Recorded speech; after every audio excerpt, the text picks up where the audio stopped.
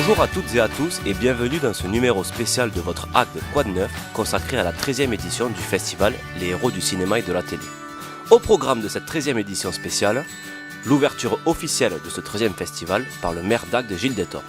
La traditionnelle montée des marches des invités du festival, issus du petit et du grand écran, sur le tapis rouge déployé devant le Palais des Congrès. Les festivaliers en visite guidée dans un monument emblématique de notre ville, le Fort Brescou. L'esplanade Racine transformée en salle de sport à l'occasion d'un gym tonic organisé par Véronique du duo Véronique et Davina. Le coquillage traditionnel du Gros d'Agde a ravi les papilles des acteurs comme des visiteurs à l'occasion de la fête du Pointu. Et on termine par un moment rempli d'émotions avec Robert Hossein, monstre sacré du cinéma français, qui a reçu un éphèbe d'honneur pour l'ensemble de sa carrière et qui a ému, aux larmes, le public présent. Agde Quad 9 Spécial Festival, c'est parti!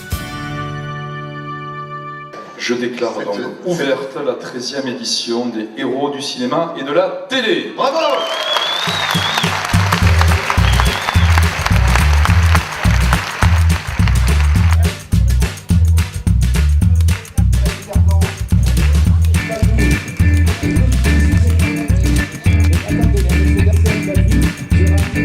Vous êtes content d'être parmi nous? Allez Léonard, vas-y. Très ému et très touché. Je suis ravi.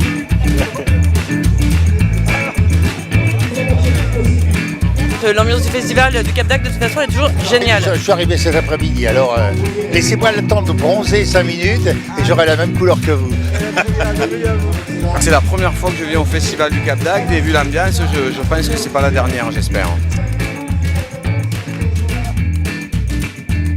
Je suis ravie d'être ici, je suis un peu une habituée, ça faisait quelques années que j'étais pas venue, mais me voilà de retour et c'est toujours une ambiance aussi merveilleuse.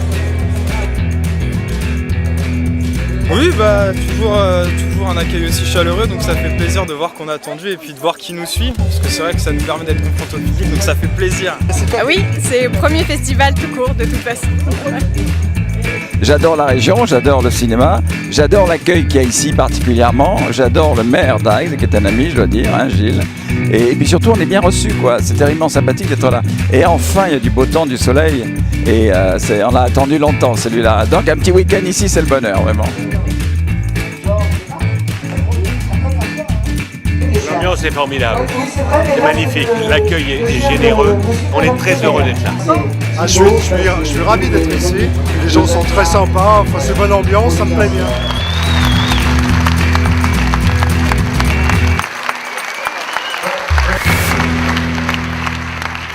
Alors c'est un festival toujours placé sous le signe de la convivialité. Différents genres se mêlent, des jeunes acteurs, des acteurs confirmés, on fait des rencontres, il y a même des projets qui se créent ici. Bon, Gilles, merci de nous accueillir comme chaque année ici à Agde. Alors je vais te poser une question parce que aujourd'hui, on le sait, la France va mieux. Je ne fais pas de politique, mais dans certaines mairies, ça ne va pas très bien. On réduit les budgets.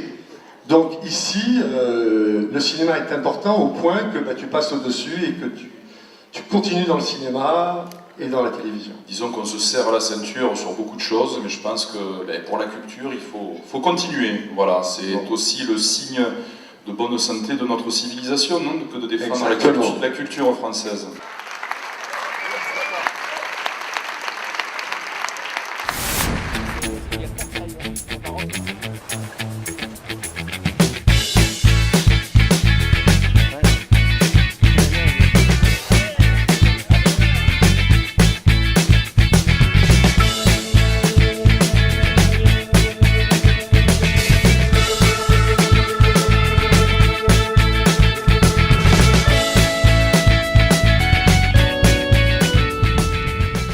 Je suis en contact avec des descendants du cardinal de Richelieu et je leur remettrai évidemment ceci, parce que ça leur appartient.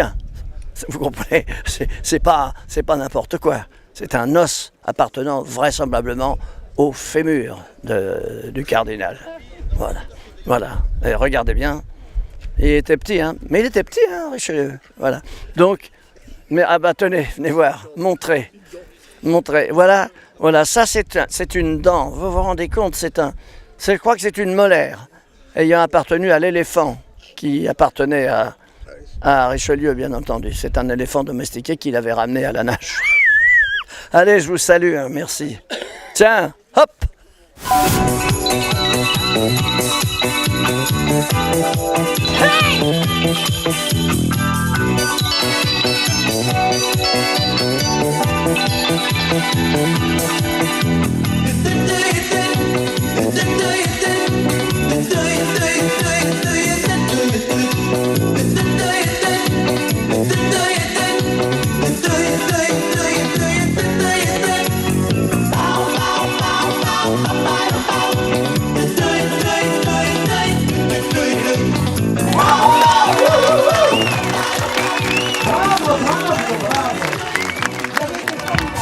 Et donc, alors c'est la fête des pointus.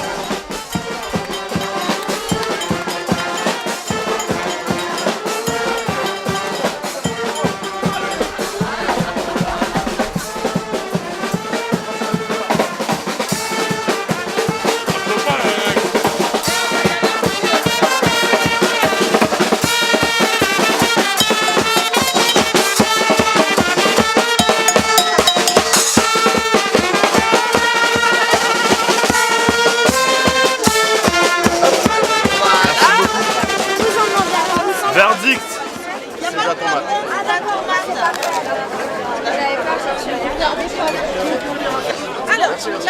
La dame, voilà. La sauce est super bonne. Tu as goûté les pointus? C'est magnifique. Voilà, ça c'est bien. On va regarder. C'est bon ça. Ça au moins c'est... Ça n'allait pas dire du terroir parce que ça vient de la mer alors. Il faut dire que le pointu est quand même nettement meilleur que le bulot, beaucoup moins gélatineux, beaucoup moins gras et très parfumé. C'est excellent. Oui, Henri ou pas? Putain, il a fait des études lui. Hein. Ah ouais, je veux dire ça. Non, il faut être pointu quand même, il faut être pointu. Alors c'est très bon, c'est la première fois que je goûte ça. C'est vraiment délicieux. J'adore.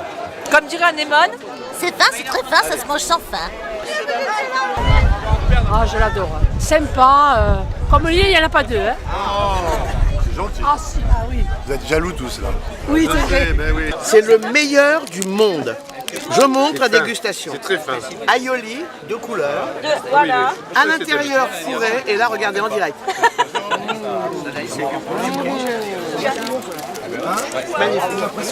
Moi aussi, c'est mon préféré. Ça aussi, c'est super bon. Ouais. Très contente d'être ici, il fait beau, les gens sont sympas, c'est bon. Écoutez, continuez comme ça. Hein. Non mais viens alors. Robert Hossein, on va accueillir.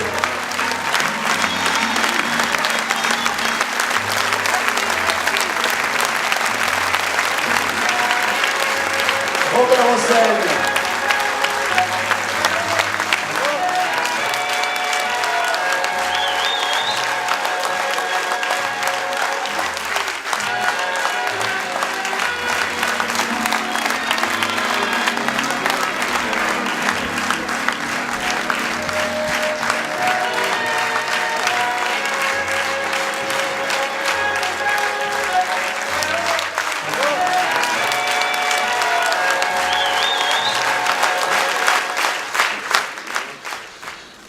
C'est un peu notre vie hein, qu'on vient de traverser là.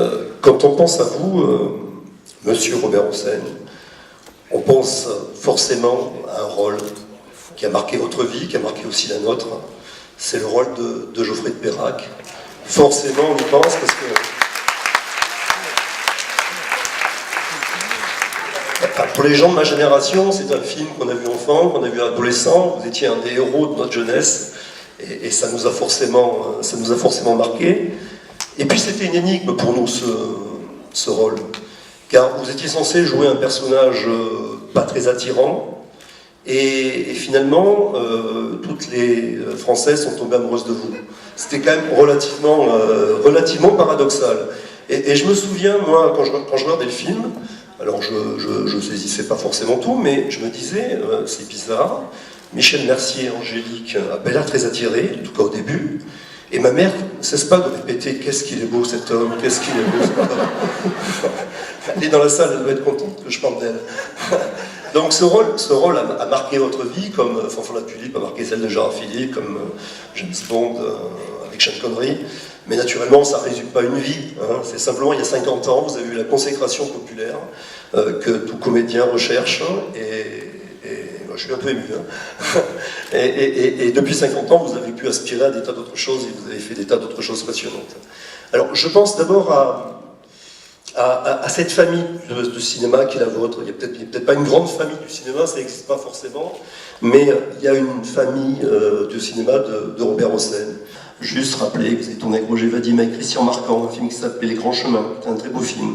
Christian Marquand, c'était un peu le Marlon Brando du cinéma français à l'époque. D'ailleurs, il était très ami avec Marlon Brando.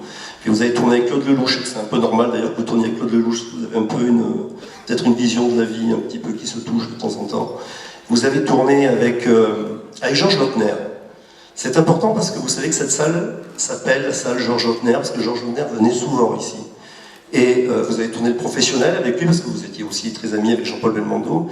Et il y a une personne que vous aimez beaucoup, et je voulais qu'on mette sa photo, parce que je sais que c'était un de vos meilleurs amis, c'est Robert Dalban, qui jouait dans les Tontons Flingueurs, et on a rendu souvent hommage aux Tontons Flingueurs, et je sais que vous l'aimiez beaucoup, donc je trouve que c'est bien qu'il y ait sa photo ce soir à vos côtés. Voilà.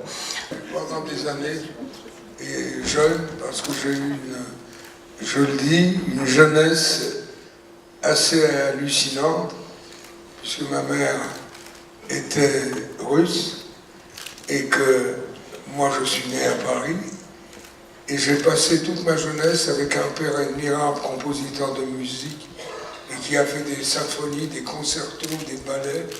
On habitait dans un grenier, cette rue de Vaugirard, on allait prendre l'eau sur le palier, on allait, je m'excuse de la grossièreté, d'aller pisser au 2e étage, et puis j'ai allé à l'école communale, et j'ai passé ma vie aussi dans des pensionnats, Meudon, Chatou, Clamart, Versailles, Courcelles. Quand ils avaient plus un rond, j'allais dans une autre, et ainsi de suite. Et mes études se sont arrêtées évidemment à mon certificat d'études primaires, et après j'ai été à Saint-Germain-des-Prés et j'ai refait toute ma vie là-bas, en ne sachant jamais où j'allais manger, où j'allais dormir, où j'ai fait des relations sublimes, où j'ai rencontré Jean-Paul Sartre, Jean Genet, et j'ai joué après au théâtre, au Vieux-Colombier, enfin toute une vie, etc. Et j'ai essayé de faire jusqu'à aujourd'hui les choses sérieusement, sans me prendre trop au sérieux. Et en plus, j'ai eu la chance de faire à peu près une centaine ou 140 films, monter des spectacles de théâtre, et je suis rassuré parce que j'ai pas un rond, c'est très bien. Je continue à faire la manche pour monter des folies et d'emmener avec moi le plus de jeunes et de plus de gens possibles qui sont dans des difficultés et dans le besoin. C'est comme ça que j'ai monté Bénure, c'est comme ça que j'ai monté tant de spectacles au stade ou dans les théâtres et tout. Et pourquoi je vous raconte ma vie entre eux, c'est que je suis ce soir très très ému, et d'un seul coup, en vous entendant et me rendre comme un hommage, je repasse et je revois, car on n'est jamais débarrassé de son enfance. Donc on revoit tout, et je pense qu'aujourd'hui, dans le monde dans lequel on vit, il faut obligatoirement se mettre en vitesse à la disposition des autres, de ceux qui appellent, de ceux qui souffrent. Il faut obligatoirement qu'il y ait une prise de conscience, le sens du partage, l'espoir. Et pour cela, si Dieu m'aide, je vais consacrer à monter un spectacle sur justement, pour réunir tous, pour cette prise de conscience, parmi les religions, les races, les nationalités, et faire que tous ceux qui aspirent à exister, c'est pour ça que je dis toujours aux jeunes de 12 ans, 10 ans, tu sais ce que tu veux faire plus tard? Tu sais ou tu sais pas? Ben, c'est-à-dire que si tu sais, tu seras en avance sur les autres. Et voilà comment. Si vous voulez, je pense qu'il est très important de se mettre à la disposition des autres et de faire les choses le plus sérieusement du monde sans se prendre au sérieux. Et voilà. Et mon prochain spectacle, qui sera peut-être le dernier si Dieu m'aide près de lui, car j'ai pas de 100 ans, et sans me taper les cheveux, hein, eh bien, je tiens à vous dire simplement que si Dieu m'aide à faire le prochain, eh bien, ça sera peut-être le dernier, je vous le dédicacerai à toute la planète, car je peux vous en donner le titre, « Es-tu encore parmi nous ?» et aujourd'hui.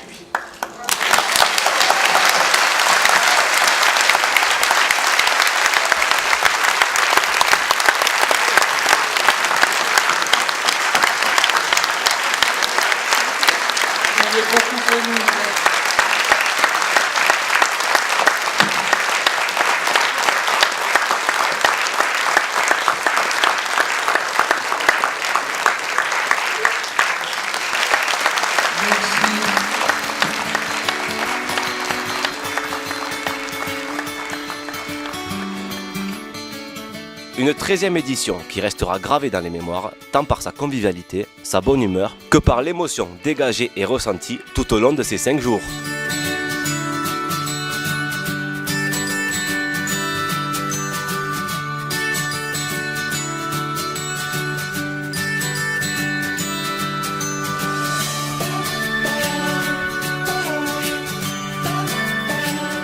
Agde Quad 9 Spécial Festival, c'est fini. On vous donne rendez-vous dans 15 jours pour une prochaine édition consacrée aux animations estivales dans votre ville d'Agde. A bientôt!